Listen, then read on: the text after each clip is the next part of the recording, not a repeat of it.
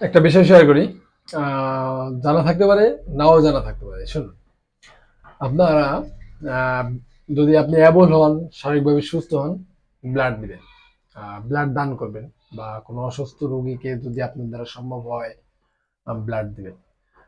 শরীরের একমাত্র প্রোডাক্ট যেটা আপনি দিতে পারেন, ইসলামী অনুমতি আছে, আপনি ব্লাড দিতে পারেন। বাকি শরীরের অন্য যে কোনো অঙ্গ প্রত্যঙ্গ আপনি দান করতে পারেন না, এটা নিষেধ।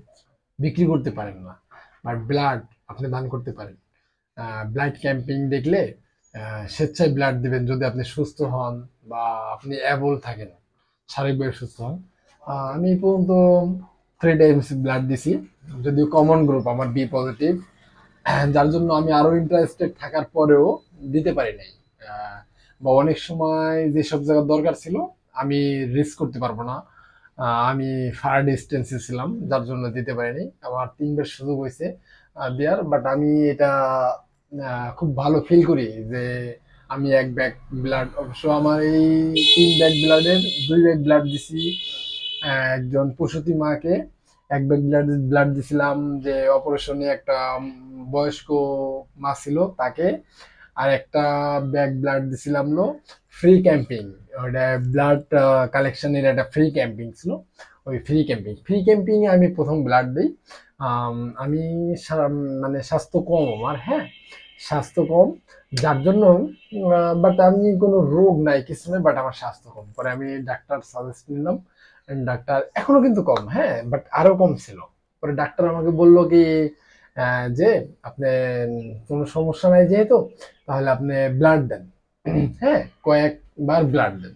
তো আমি বললাম যে আমি তো চলতে পারি না। কই না, এতে সমস্যা না, আপনি ব্লাড দেন, ঠিক হয়ে যাবে। আপনি ব্লাড হলে কি রক্তকণিকা ভেঙে আরো তৈরি হয়, হ্যাঁ, আপনাকে আম, আরো স্বাস্থ্যবান করতে, সুস্থ করতে সাহায্য করে, কারণ রক্তের পরিমাণ তো ফিক্স, আপনি ওইটা ভেঙে আরো বাড়ে।